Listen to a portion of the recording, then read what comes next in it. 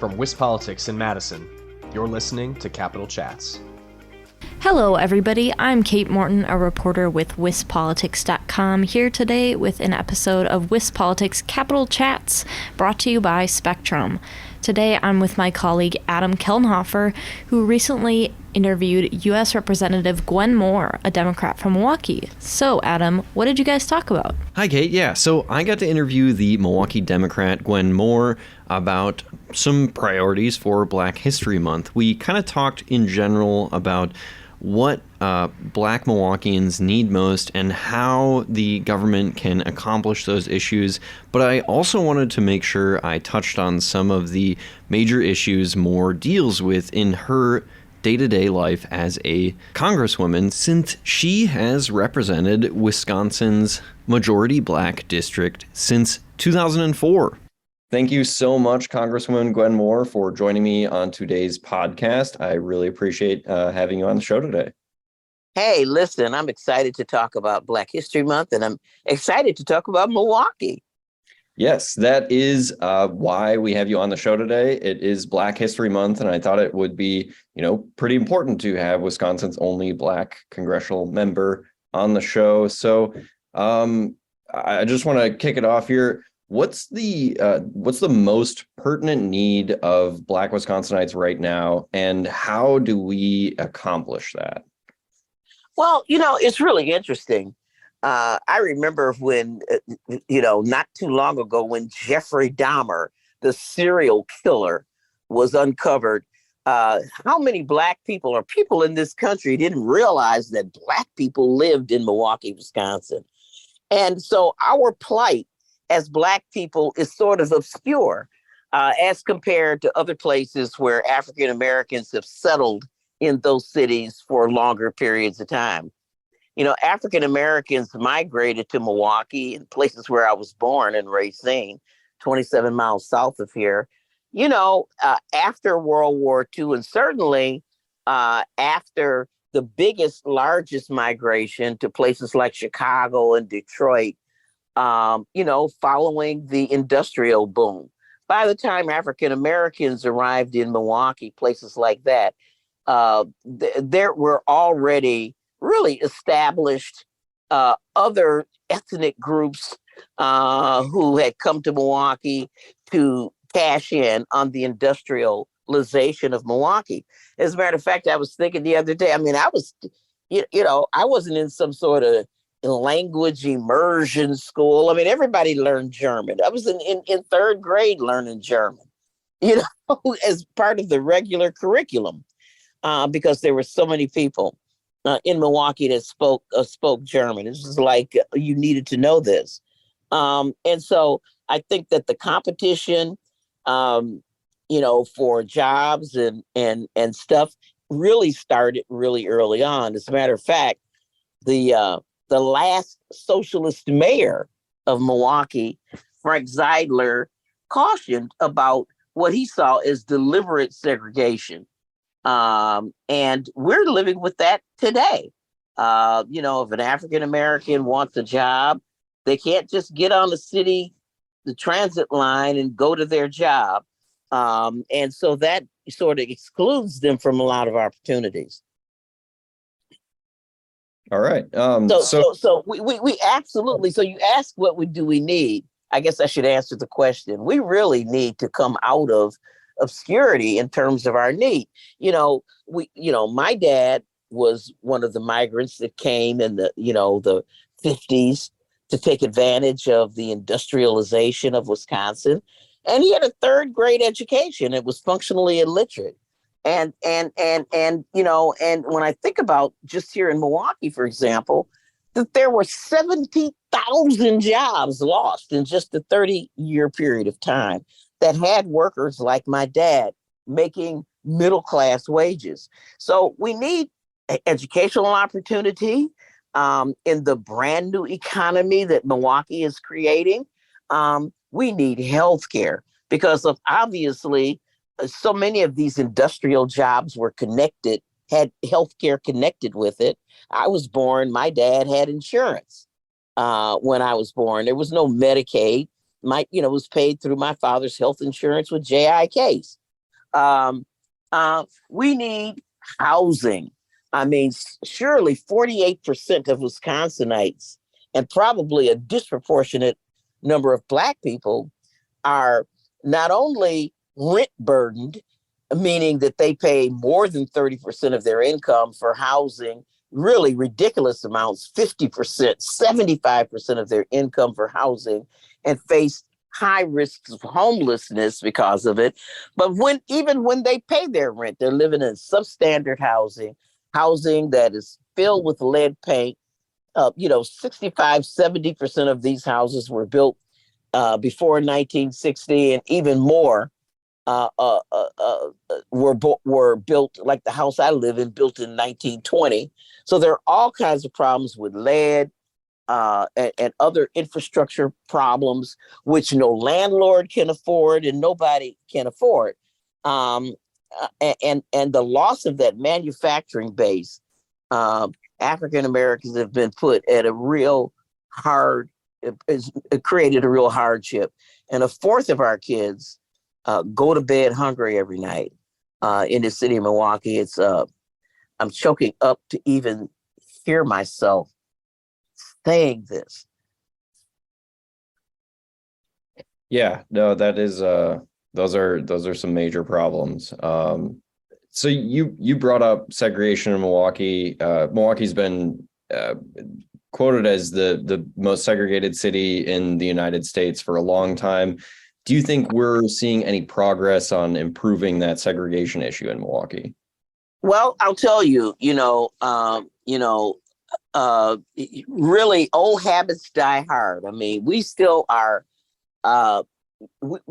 suffering from the effects of redlining and the confidence that it does and does not bring to certain neighborhoods. Housing prices, home ownership among Black people is lower than it's ever been right now. And when we move to a different neighborhood, we have to pay premium prices. And then people complain that when Black people move in, their housing values decrease. And I think that for a very short period of time, there was a thriving Black middle class in Milwaukee.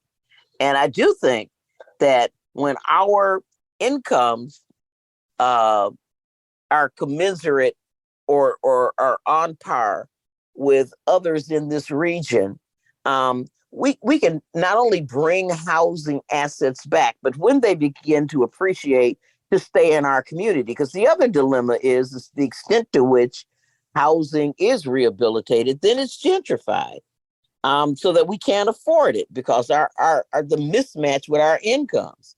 So it is definitely something that should be within the scope of public policy to try to make interventions to make property affordable, and so that communities don't have to really change their characteristics in order to be valuable.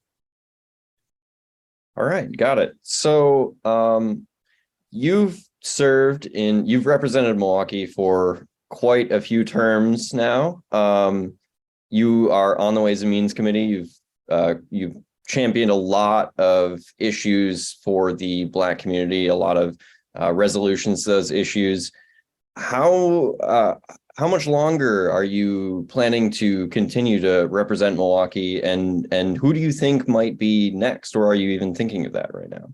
Well, the thing is, I'm the first African American, and I never wanted to just have this job so I could be the first, and I certainly don't want to be the last, because this is a continuum.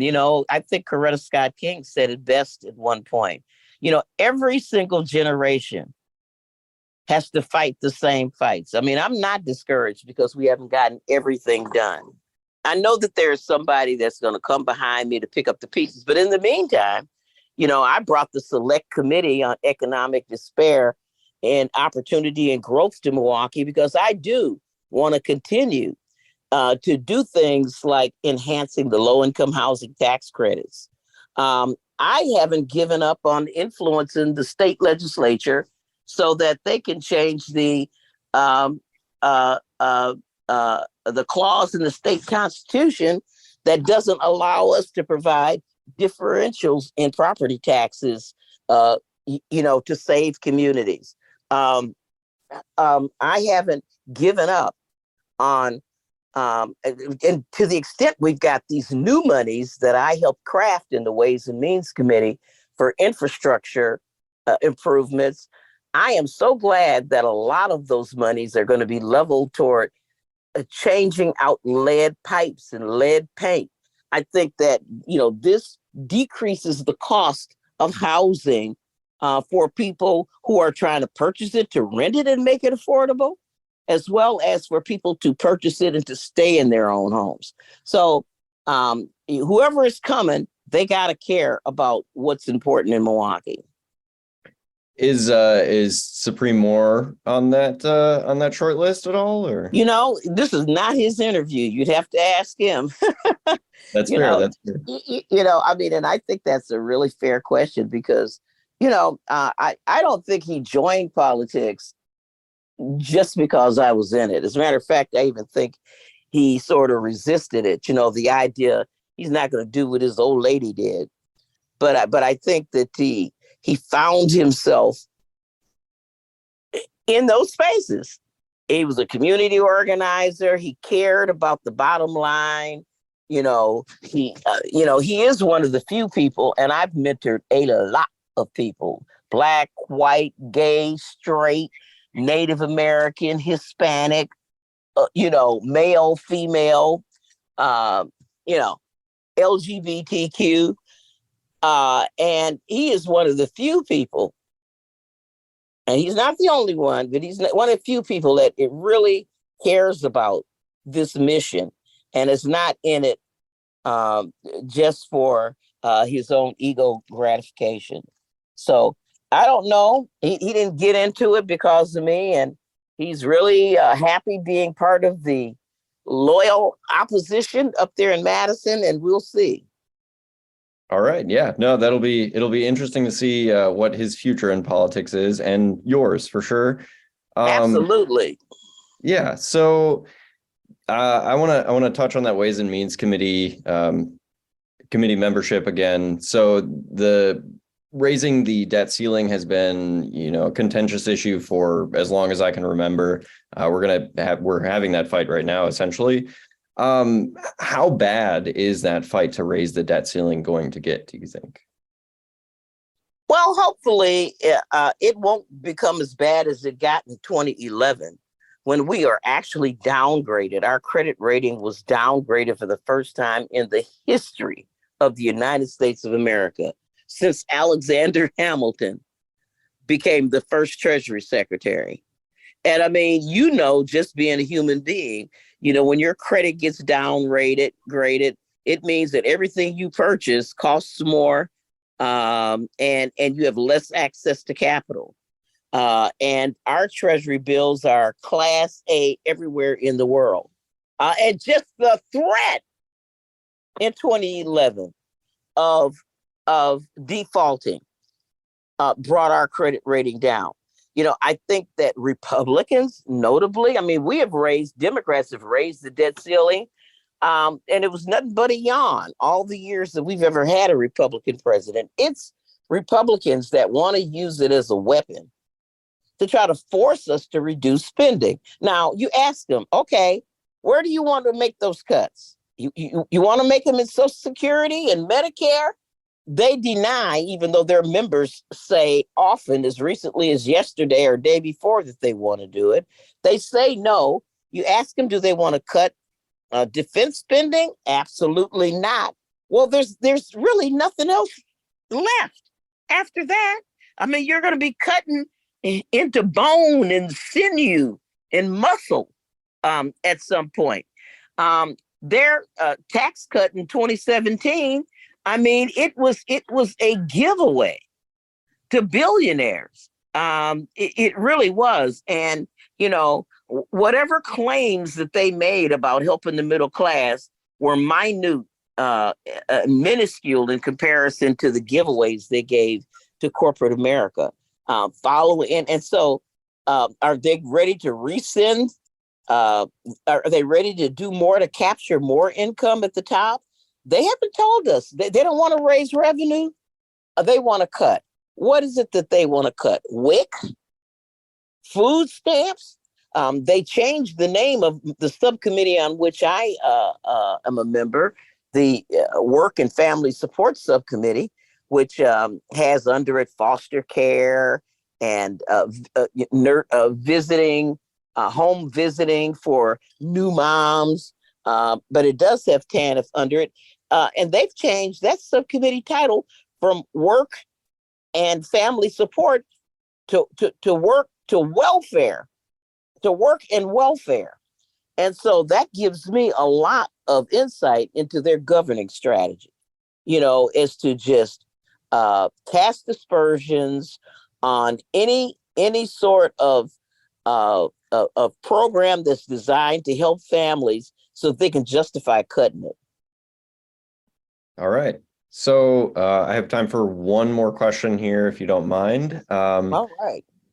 So if it is still Black History Month, it's going to be for the rest of February. If you had to give one message to members of the Wisconsin State Legislature, what would it be on Black History Month? Well, I can tell you that the first African Americans came to Wisconsin in like the 1700s. I mean, I think we've even seen where an African American signed the charter for the city of Milwaukee.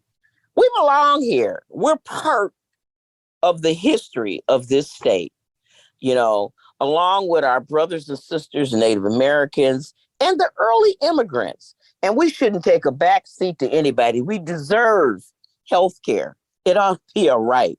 We deserve an educational opportunity and an effort to overcome the deindustrialization and to be retrained and educated and skilled, because we came here to work.